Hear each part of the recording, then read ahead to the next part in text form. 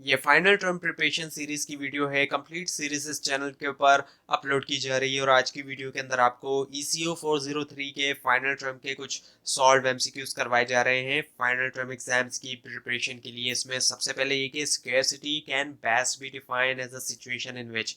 सो scarcity को define किया जा सकता है कि ऐसी सिचुएशन जिसके अंदर क्या होता है कि रिसोर्सेज लिमिटेड होते हैं क्वांटिटी में and can be use in different ways और डिफरेंट तरीकों से उनको इस्तेमाल किया जा सकता है। So third option is the answer. उसके बाद ये कि the number of people employ unemployed equals, ऐसे लोग जो अनएम्प्लॉयड है बेरोजगार है वो बराबर है इनमें से किसके, वो है labour force minus the number of people employed. जब हम लेबर फोर्स में से माइनस करते हैं नंबर ऑफ पीपल एम्प्लॉयड को, so fourth one is the answer.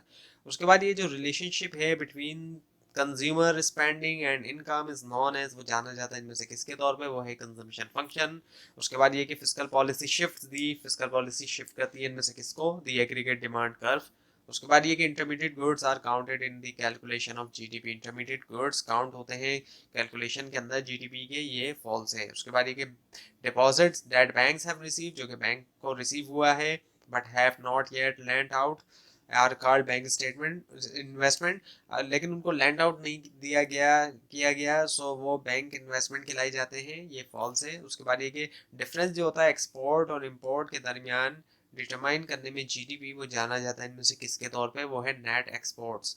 उसके बाद ये कि unemployment that naturally occurs, naturally तौर पे जो होती है ऐसी unemployment during the normal working of an economy as people change job and move across the country, यानी कि जब लोग चेंज करते हैं जॉब्स और मूव करते हैं अक्रॉस द कंट्री, वो कौन सी अनएम्प्लॉयमेंट होती है, नेचुरली होती है, एक जॉब छोड़ के जब जा रहे होते हैं लोग, सो वो है फ्रिक्शनल अनएम्प्लॉयमेंट। उसके बाद ये कि इनमें से कौन सी इक्वेशन करेक्ट है जो आपको दी गई है, सो थर्ड वन ये है कि रियल इंटरेस्ट बराबर होता है जब नॉमिनल इंटरेस्ट रेट में से इन्फ्लेशन को माइनस कर देते हैं, यानी कि महंगाई जो है उसको हटा दिया जाएगा, उसको माइनस करेंगे तो हमारे पास रियल इंटरेस्ट रेट आ जाता है नॉमिनल इंटरेस्ट रेट में से जब इन्फ्लेशन को माइनस करते हैं। उसके बाद ये कि which one of the following, इनमें से कौन सा ऑप्शन जो है वो कुड एक्सप्लेन, एक्सप्लेन कर सकता है एक शिफ्ट जो है to the right of the supply curve for a good, वो है new supply entering the market, so second option.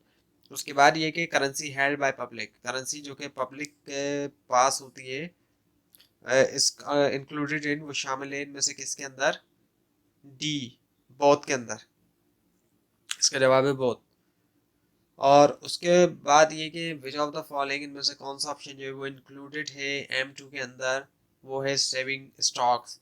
उसके बाद ये कि the demand for money represent the idea that there is, demand for money जो है वो represent करती है इस आइडिया को कि क्या है, negative relationship between interest rate and the quantity of money demanded, negative relationship का होना इंटरेस्ट रेट और क्वांटिटी ऑफ मनी डिमांडेड के दरमियान। उसके बाद ये कि which of the following causes micro economic inefficiencies in the allocation of resources, वो है रिलेटिव प्राइस डिस्टॉर्शन। उसके बाद ये the difference between a countries merchandise exports and it's merchandise import is the, जो डिफरेंस होता है कंट्री की merchandise export और मर्चेंडाइज इंपोर्ट के दरमियान, वो क्या है, बैलेंस ऑफ ट्रेड। उसके बाद ये कि if the US real exchange rate increases, अगर यूएस का रियल एक्सचेंज रेट इंक्रीज होता है then US dash will fall and US dash will rise, तो इसका जवाब है